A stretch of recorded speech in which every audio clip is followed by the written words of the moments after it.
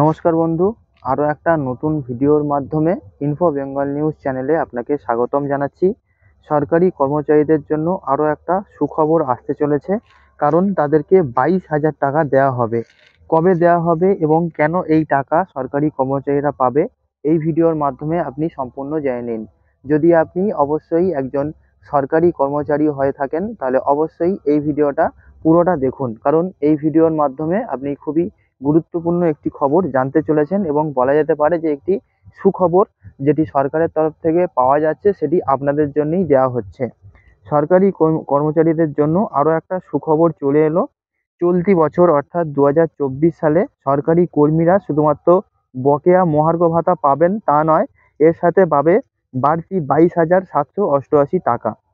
তবে কেন এই বাড়তি টাকা দেওয়া হচ্ছে এবং বিস্তারিত যদি জানা যায় যে চলতি বছরে বকেয়া মহার্ঘ ভাতা সহ মোট 22,788 টাকা দেওয়ার কথা বলা হয়েছে সরকারের তরফ থেকে। আশা করা হচ্ছে যে মার্চ মাসে হোলির আগেই এই টাকা ঢুকে যাবে। মনে করা হচ্ছে সরকার ফেব্রুয়ারি বা মার্চ মাসেই মহার্ঘ ভাতা ঘোষণা করতে পারে। তাই জানুয়ারি থেকে মার্চ তো বটেই, এপ্রিলের বেতনের সঙ্গে সেই টাকা ঢুকবে বলেই অনুমান করা হচ্ছে। অর্থনৈতিক বিশেষজ্ঞদের মতে চলতি বছর সরকারি কর্মীদের জন্য ভালো কাটতে চলেছে। 2024 সালের অর্থবর্ষের জানুয়ারি থেকে কার্যকর মহার্ঘ ভাতা চালু করা হয়েছে, আর মার্চ থেকেই তা দেওয়া হবে বলে শোনা যাচ্ছে। তার সাথে আরও শোনা যাচ্ছে যে এপ্রিল মাসের টাকাও একসাথে ঢোকানো হবে। এই মহার্ঘ ভাতা বা ডিয়ারনেস অ্যালাউন্সেস অনুমোদিত হলে কেন্দ্রের কর্মচারীরা একভাবে 3 মাসের বকেয়া টাকা পেয়ে যাবে। এছাড়া এপ্রিল মাসের ডিএ কত টাকা বকেয়া পাবেন কেন্দ্রীয় সরকারি কর্মচারীরা, চলুন হিসাব করে দেখা যাক। কেন্দ্রীয় সরকারি কর্মচারীদের 4% হারে মহার্ঘ ভাতা বাড়বে বলে জানা যাচ্ছে, আর এই ঘোষণা মার্চ মাসে করা হবে বলে মনে করছে বিশেষজ্ঞরা।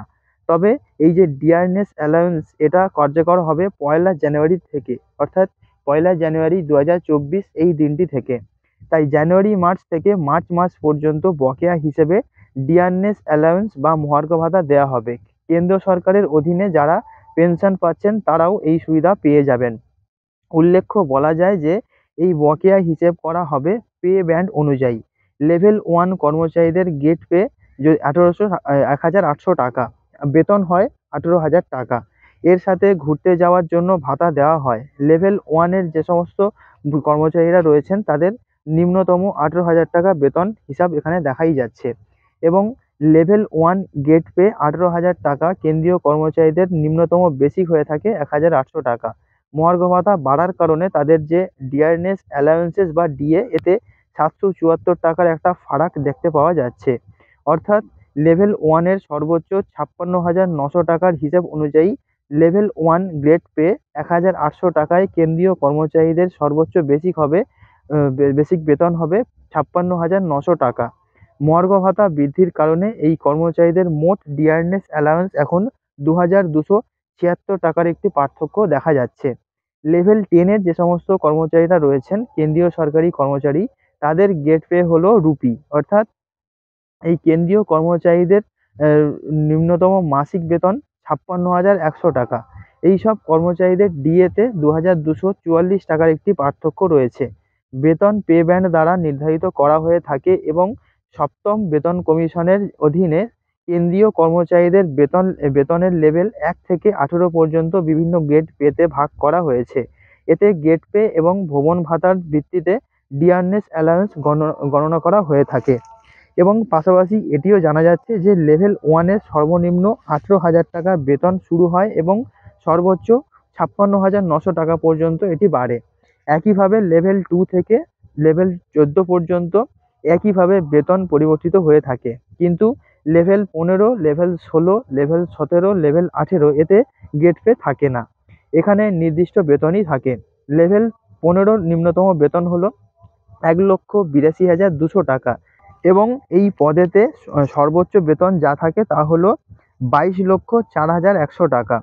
লেভেল 17-তে মূল বেতন হয়ে থাকে 2,25,200 টাকা এবং লেভেল 18-র যে বেতন তা হয়ে থাকে 25 লক্ষ টাকা। এই রকম হিসাবে কিন্তু সেটিকে ধার্য করা হয়ে থাকে এবং এই হিসাব অনুযায়ী একটুখানি তো বোঝাই যাচ্ছে যে কেন্দ্রীয় সরকারের কর্মচারীদের জন্য আবারও একটা খুশির খবর আসতে চলেছে।